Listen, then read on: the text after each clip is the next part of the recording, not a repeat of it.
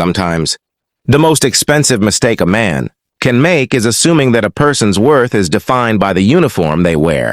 My former manager, Julian Vance, learned that lesson in front of a room full of distinguished guests, and by the time he realized who he was dealing with, his high-flying career was reduced to ashes. For 6 years, Julian Vance was the hot-tempered general manager of Le Grand Palais, the most prestigious fine dining restaurant in the heart of Manhattan. Julian was a man consumed by status. He wore tailored Italian suits, spoke in a polished French accent, and treated high-paying celebrities like royalty. But to the kitchen crew, dishwashers, and waiting staff, Julian was a tyrant who ruled through fear, humiliation, and constant threats of termination. His favorite target was a quiet 65-year-old waiter named Marcus. Marcus was a humble man who had worked at the restaurant for over 15 years. He walked with a slight limp, wore a faded black tuxedo vest, and carried out his duties with gentle grace.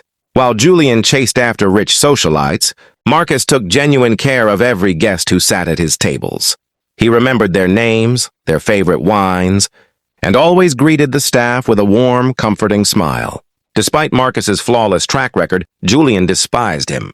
To an arrogant manager like Julian, having an elderly, slow-moving waiter in his prime dining room ruined the luxurious aesthetic of the establishment.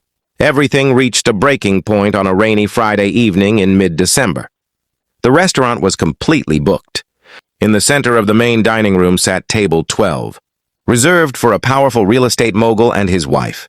Julian had spent the entire evening hovering around table 12, bowing, scraping, and trying desperately to impress the wealthy couple. Marcus was assigned to serve the neighboring table. As he walked past table 12 holding a silver tray with a pitcher of ice water, a rushed junior waiter accidentally backed into Marcus.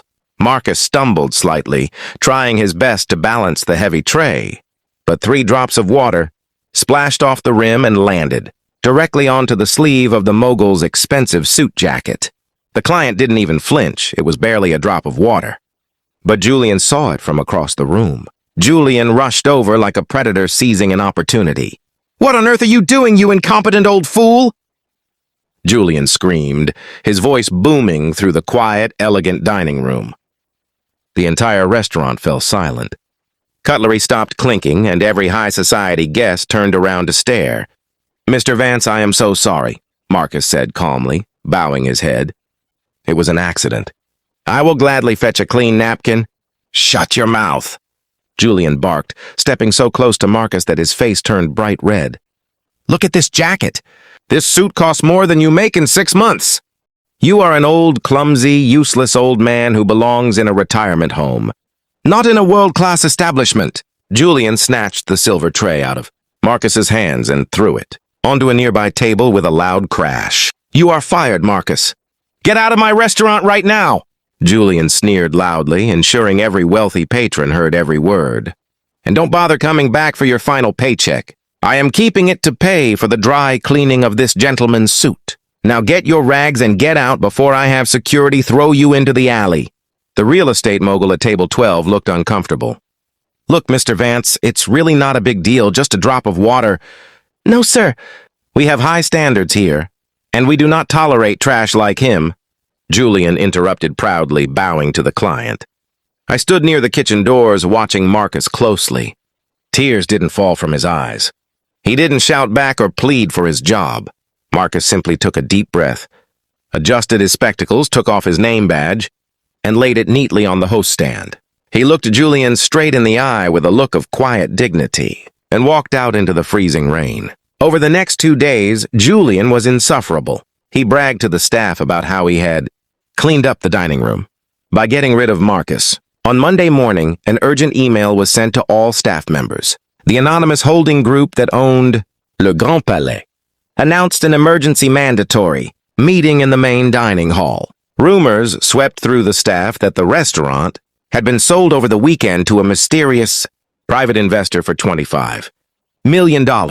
At 11 o'clock sharp, the entire staff stood lined up in the dining room. Julian stood at the front, straightening his silk tie, his chest puffed out with pride. He fully expected to impress the new owner and secure a promotion to regional director. The heavy oak front doors of the restaurant swung open. A sleek black limousine pulled up outside, and a man stepped out wrapped in a long dark wool coat, carrying a leather briefcase. As the man walked into the dining room, the staff gasped in collective shock.